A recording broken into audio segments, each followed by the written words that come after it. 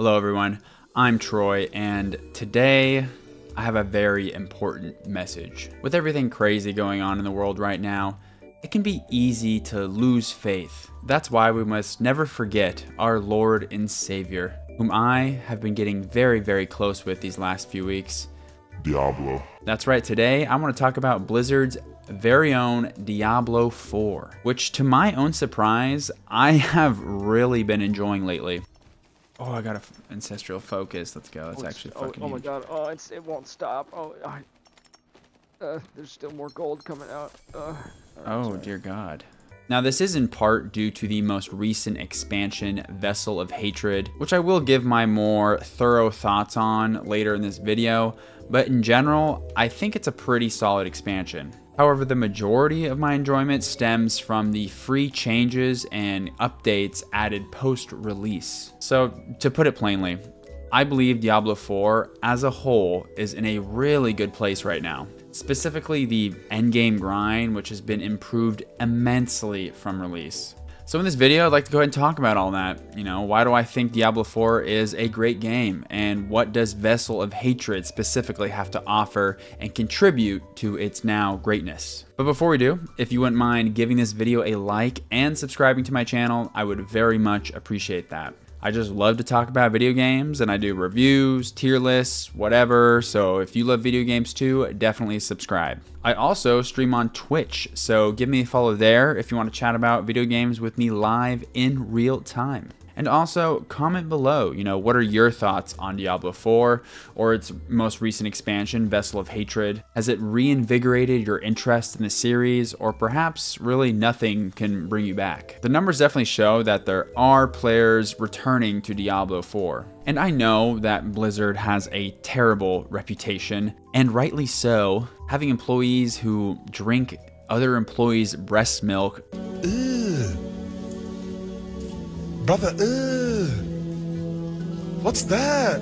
That doesn't really do good for you. But because this video is generally positive, there might be some jaded commenters who are gonna say that, this is bullshit, Blizzard and Diablo are irredeemable, yada yada yada. And that's totally fine if you want to think that. And Blizzard is definitely a company that deserves this heat. However, that does not mean that we can't enjoy a specific game or expansion. I do believe in credit where credit is due, but we just still have to be wary of any of the bullshit. We have to keep an eye on them. I also want to remind people that I approach things from a relatively casual player's perspective. I play a lot of video games, but I play a lot of different video games. I'm not some hardcore Diablo player that grinds 8 max level characters each season, although I have grinded, 2 this season so far, so I have forgotten what grass feels like. Anyways, let's go ahead and get into it. Diablo 4 and Vessel of Hatred. What's going on here? Why is it so much better? Now, what were my thoughts on Diablo 4 on launch? And I'd say this mostly aligns with the general consensus, and of course, as with all things, there's just a ton of different opinions out there. But for me, I thought the art style and presentation were both great.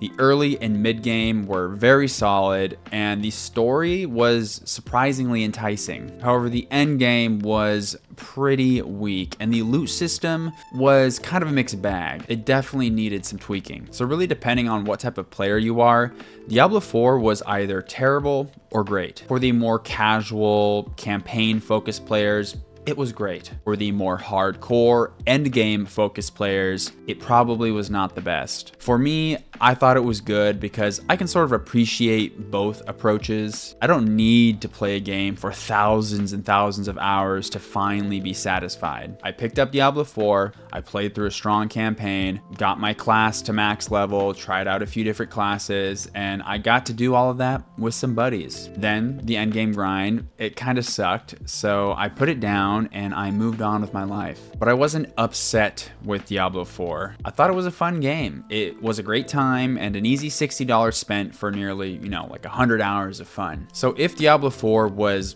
already good, why am I playing it so much now, and why do I think it's even better? Well, because Blizzard has fixed, a lot of the end game problems through seasonal updates, as well as the expansion has added a decent chunk of new content. Diablo 4 now truly does feel like a whole package, and maybe even then some. So let's go ahead and get into these, starting with the free updates and content that Blizzard has released post-launch. Specifically, what here has improved from the base game, starting with the whole endgame, which is a far better experience. Diablo 4 initially really only had 3 endgame activities: Helltides, Tree of Whispers, and Nightmare Dungeons. This led to things getting old real quick. Now, with the updates, they've added the Pit, Infernal Hordes, Legion events, and Realm Walkers, which are sort of just like world bosses, but I'm feeling nice, so we'll go ahead and count them. With the expansion, they've also included the Undercity and the Dark Citadel. So that means there are now up to 9 endgame activities, 7 without the expansion. That is a substantial increase, and grinding out gear or Paragon levels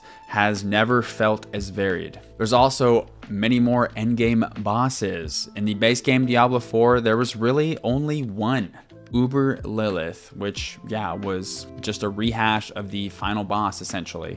Now there are like 6 or maybe even 7, I'm not 100% sure, but yeah, there is now a wide array of endgame bosses that you can summon using these materials that you find doing other activities. Speaking of materials, Diablo 4 does require you to obtain a wide array of materials to really do anything from endgame smithing to summoning bosses and running the pit. At first, it can kind of seem like an annoying mobile game-esque mechanic where you have all these different materials, but really, how you collect these has been reworked in a way that encourages you to jump around to different activities. By doing this, Diablo 4 avoids having one specific endgame activity that is kind of the meta to grind everything. Certain activities are better at obtaining certain items or accomplishing certain tasks, so you will be incentivized to change activities often. And that sort of leads me to how progression as a whole feels in the endgame, which is also notably improved. For one, Paragon levels are shared across all characters in the same realm, but the cap has been increased. This really cuts down tedious grinding, allowing your character to immediately feel powerful once it reaches max level 60. And oh yeah, remember when I said loot was initially a mixed bag? Well, that's been pretty much fixed as well. There was this big Season 4 loot overhaul, Loot Reborn. Before Loot Reborn,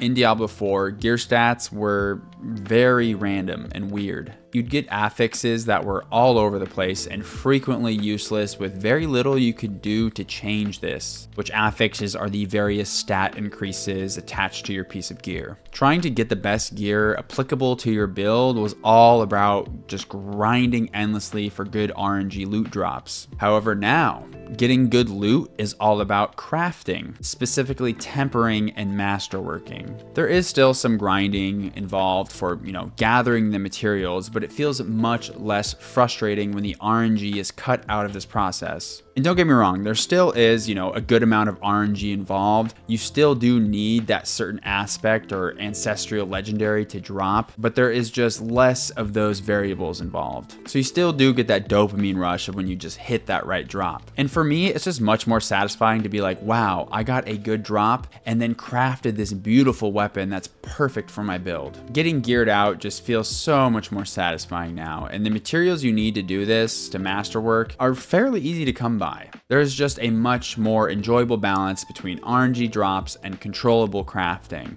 I think it's great. So yes, a lot of these free updates have significantly improved Diablo 4's endgame, but what about that most recent huge paid expansion? Has Vessel of Hatred launched Diablo 4 into the stratosphere? Well, unfortunately, considering its hefty $40 price tag, I think Vessel of Hatred is a bit overpriced for what it delivers. What really holds it back is the boring story and main quest, which is a major part of what Vessel of Hatred offers. It's in stark contrast to the base game Diablo 4's main quest that actually surprised me and was pretty damn good. So I was expecting a continuation of this quality, and it just does not deliver. Mephisto as a villain is interesting enough, and he looks kind of cool, but he really doesn't do anything besides just growl at you menacingly the whole time. Until the very very end, and even that just leaves you on a huge cliffhanger. Overall, just very disappointed with the story here in Vessel of Hatred. Nothing that crazy really happens. Now, that's not all that's here. You of course get the new Spiritborn class, which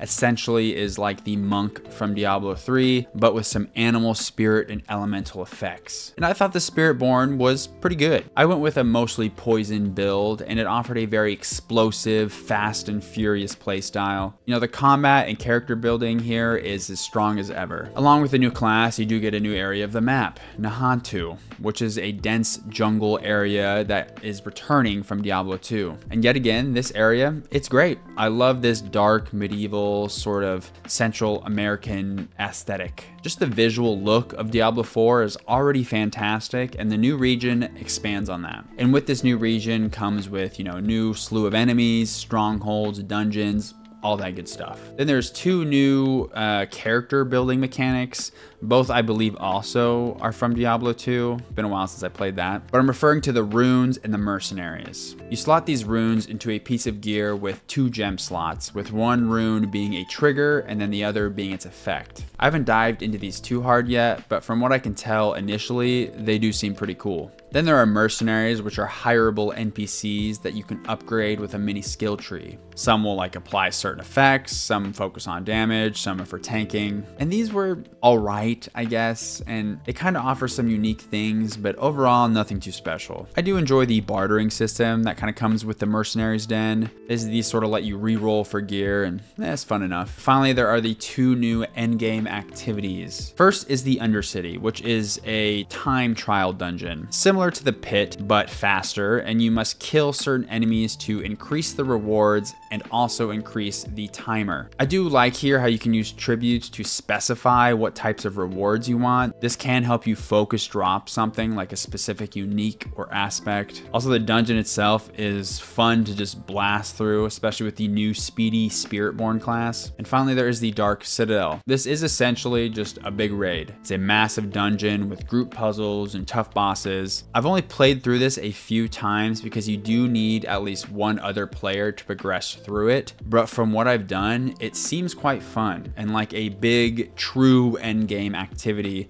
to tackle with a group of friends. The rewards seem pretty substantial from what I've seen so far, and there are even weekly challenges surrounding it. And so yeah, that's about the main content you'll get from Vessel of Hatred. Overall, I would say it's a pretty solid expansion. What's here is mostly pretty good, but the story being subpar was a big letdown. And for $40, you do get a decent amount of stuff, but without a good story to boot, it's hard for me to really sing its praises and say, yes, it's definitely worth it. And I know this video isn't really focused on reviewing Vessel of Hatred, but yet again, I'm gonna assign a number to it because I just love doing that shit. I love it. So looking at Vessel of Hatred as a $40 expansion, I'd only give it a 7 out of 10. It's pretty solid, but there are no huge like necessary mechanics added here. But what's here is fun and great, mostly except for the story. Shit sucks. The new class and the area are excellent. If the story was better, I'd probably be looking at maybe like an 8 or a 9. But so why did I just talk so damn much about the state of Diablo 4? Because considering everything, I think Diablo 4 is in a really damn good place right now.